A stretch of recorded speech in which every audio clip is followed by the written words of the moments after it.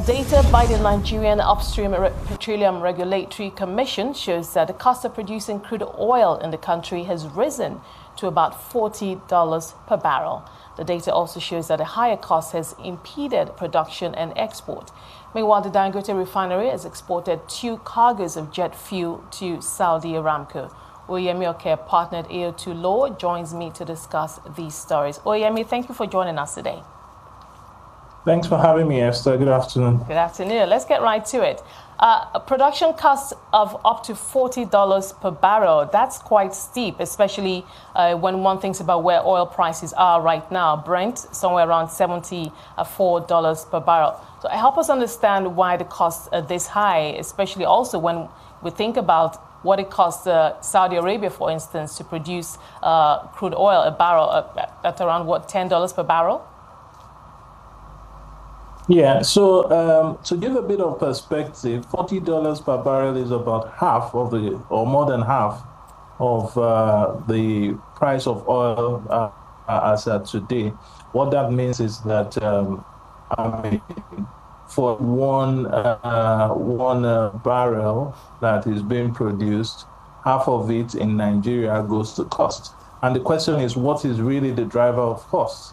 I can summarize everything to say, to put it in one word: security, right? We have a huge security problem in Nigeria that is driving up the cost of production. Now, security issues start from drilling up until production to evacuation. Now, one of the challenges we've seen that is rampant for onshore and swamp terrains is that the pipelines for evacuation of crude are virtually non-existent. Not that the infrastructure is not there, but the challenge is that there's a lot of security issues around pipeline vandalism that has caused significant abandonment of those assets, with producers looking to do what we call alternative crude evacuation, which may be either by trucking or by pipeline, which no doubt is more the pipelines.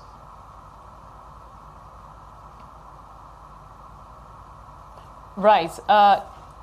What we've also heard the NUPRC say is that some of the equipment, I guess a good number of the equipment, are quite old and require regular maintenance more than they should actually. That includes storage facilities and also the pipelines. Talk to us about this. And I know that not too long ago, there was something in the news. The government did talk about wanting to replace some of the aging infrastructure in the sector.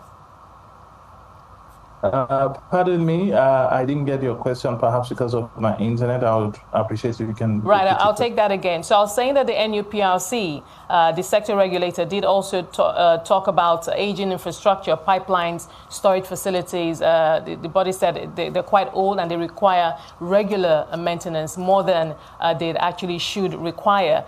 And he also... So my question is, I know that the federal government did mention not too long ago that there will be replacement of some of this aging infrastructure. What can you tell us about that?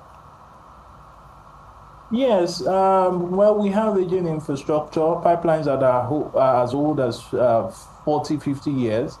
But beyond that, we also need to look critically at ensuring that we are able to guarantee security of the infrastructure, because it goes beyond me saying I want to have some type of infrastructure. It goes on to, will the infrastructure be fit for purpose when I want to use it? Will it be able to serve over the long period for which our investment has been committed? And you see that producers sometimes are looking at saying, we want to build a pipeline infrastructure, but vandalism is a disincentive. So we need to look inward with regards to security. Another thing is that from the data coming from the Nigerian Upstream Petroleum Regulatory Commission, you would note that in the months of November and December last year, where the peak production in terms of average production rates, right, hovering at about 1,690,000 barrels per day.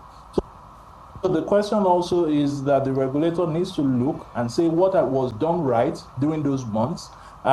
In the months of November, December, and January last year were the months whereby we had high or peak production at about 1.6 million barrels. Other months were about 1.5 million barrels. So the question would also be, what were the things that were done right by the various producers in those months in order to also look at increasing production? Right. I mean, for these production costs this high, obviously has implications for investment, attracting investments into the sector. If, like you said, half of the profit goes to just producing, refining the commodity itself, and obviously Nigeria is quite keen on driving significant investments into this sector this year. So, where does that leave plans to attract investors into the country this year?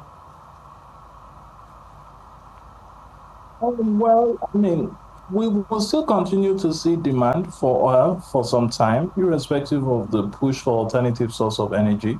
I think what we need to do as a nation is just to ensure that our security infrastructure and architecture is conducive to be able to drive investment into the sector. I think one of the terrain that actually has significant challenges is the land and swamp areas, perhaps because of the fact that you can easily get to those terrains, unlike the deep water assets that are relatively quote unquote immune from vandalism and things like that. So my belief is that if we're able to sort out the challenges around security of infrastructure such that vandalism is significantly reduced, and I believe with the right fiscal regime, we would see the much needed investments into the sector. Right. So before I let you go, I want you to quickly comment on the Dangote Refinery exporting jet fuel to Saudi Arabia's state oil company, Saudi Aramco. What do you make of this headline? I think the first set of cargo that was shipped out of Nigeria was the sale to BP, right, of jet fuel as well, sometime last year. I think what I make of the news is that gradually Nigeria is becoming a net exporter of refined products, which I believe is good for us. Looking at the legal framework with regards to repatriation of export proceeds, what it means is that our foreign earning capacity will be significantly improved by transactions such as this. And I think what can be done is for government to continue to encourage investments such as this. All right, Oyeyemi, thank you so much for speaking to us today. We appreciate your time on the show. Oyeyemi Oke, partner at AO2 Law.